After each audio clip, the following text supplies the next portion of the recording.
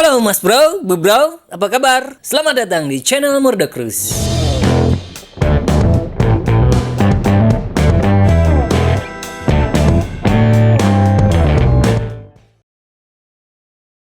Rakit PC yang solid dengan potensi kinerja hebat itu tentu nggak datang dengan murah. Apalagi jika kalian pengen banyak hal ekstra yang cukup menuntut, seperti gaming, editing, atau bahkan streaming. Nah, kali ini kita bakal nunjukin pilihan komponen yang ideal.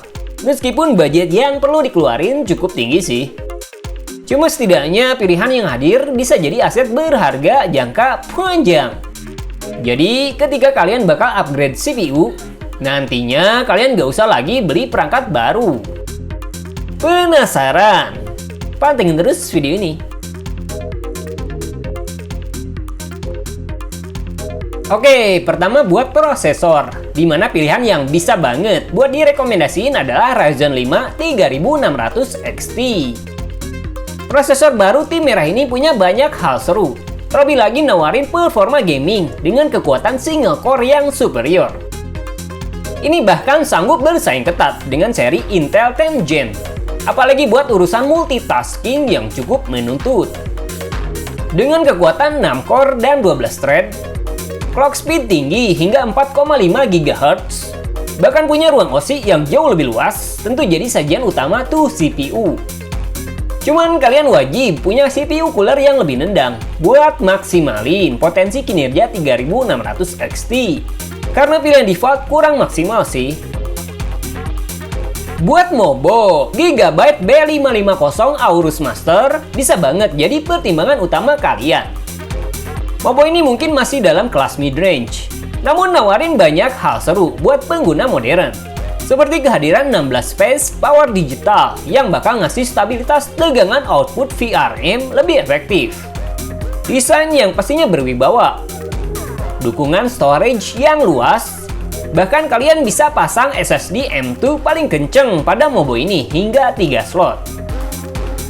Kualitas yang dibawa Mobo ini juga nggak sembarangan. Terlebih lagi banyak fitur ekstra yang berharga buat pengguna modern.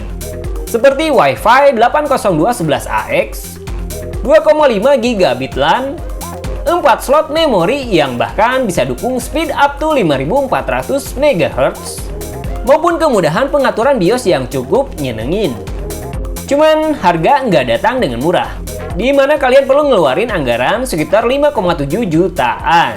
Pastinya cukup mahal, cuman kualitas yang dibawa bisa sepadan sih.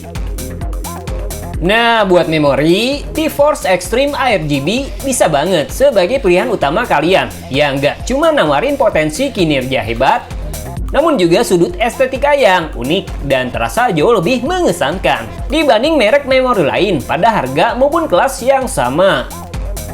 Chip Samsung bidai jadi sajian utama tuh memori, yang berarti bisa nawarin ruang OSI baik pada timing ketat. Bahkan fitur XMP yang ditawarin sangat stabil, meskipun kalian butuh Mobo high-end buat dongkrak performa terbaiknya. Inilah mengapa B550 Aorus Master bisa jadi pasangan solid buat Extreme AirGB. Grafis yang perlu disajiin juga nggak boleh sembarangan, apalagi jika kalian pengen kualitas gaming atau editing yang butuh grafis tinggi. Untuk itulah, Gigabyte RTX 2060 Super Gaming OSI bisa banget jadi pilihan utama kalian. Dengan kekuatan 8GB GDDR6 256-bit, VGA ini bisa sanggup ngelibas banyak game menuntut hari ini, khususnya di resolusi Full HD atau Quad HD. Bahkan beberapa game lama bisa sanggup digarap di resolusi 4K dengan pengaturan tertinggi. Setidaknya VGA ini bakal ngasih sesuatu yang berharga buat pengalaman gaming terbaik, termasuk kualitas finishing yang solid maupun triple fan yang efektif. Nah, ketika CPU cooler default bawaan Ryzen 5 3600 XT belum bisa dinginin secara efektif tuh prosesor, maka CPU cooler ketiga wajib jadi pasangan idealnya. Salah satu yang solid bisa datang dari Deepcool Castle EX360. Harga yang cukup terjangkau, performa pendinginan yang efektif, bahkan buat ruang OSI tinggi sekalipun masih bisa ditahan oleh I/O ini. Dan hal paling nyenenginnya adalah estetika yang juga nggak kalah kerennya. Bahkan dukung ARGB lewat software populer bawaan Mobo, seperti Gigabyte RGB Fusion. Buat storage, T-Force Cardea Zero Z340 dengan kapasitas 256GB bisa jadi pendamping ideal sebagai tempat utama buat nyimpan Windows. Kapasitas mungkin kecil, cuma kinerja yang ditawarin bisa berharga. Kenceng, bahkan dukung pendinginan yang lebih efektif dengan apa yang disebut Graven Heat Spreader.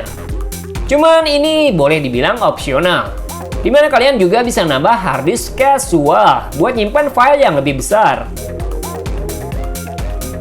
Power supply juga tentu nggak boleh sembarangan.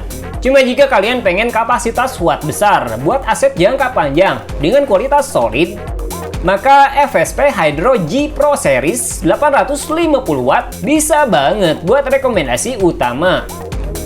Kapasitas watt besar hingga 850W dengan sertifikat 80 plus gold tentu jadi nilai unggulannya. Apalagi PSU ini juga bawa fitur modular yang bisa mudahin manajemen kabel, termasuk kabel flat itu sendiri. Pilihan konektor juga lengkap, termasuk kualitas kapasitor yang punya daya tahan terbaik buat waktu yang sangat lama. PSU ini tentu bakal jadi perangkat paling awet, bahkan kalian nggak harus ganti PSU saat upgrade komponen lain, seperti VGA yang lebih tinggi dan butuh watt besar. Harga yang ditawarin juga lebih terjangkau dibanding merek lain pada kelas yang sama.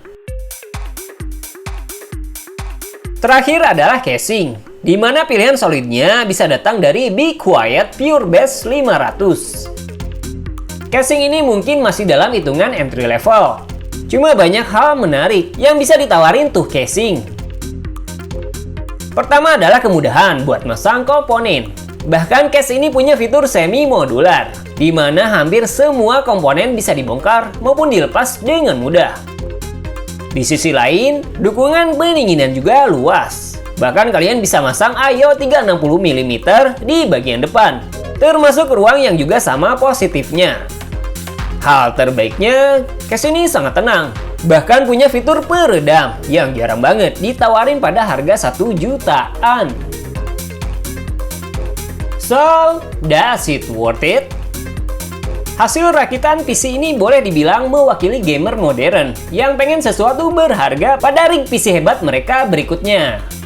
Apapun yang kalian lemparin bisa mudah dilibas, cuma masih terbatas sih kalau buat gaming 4K. Di sisi lain, pilihan yang hadir juga ngewakilin komponen berkualitas yang nggak sembarangan. Setidaknya akan ada jaminan bahwa rig PC ini bisa bertahan jauh lebih lama, termasuk ruang upgrade yang luas. Cuman harga nggak datang dengan murah, dimana kalian perlu budget di atas 20 jutaan. Beberapa pilihan bisa opsional dan disesuaikan dengan budget.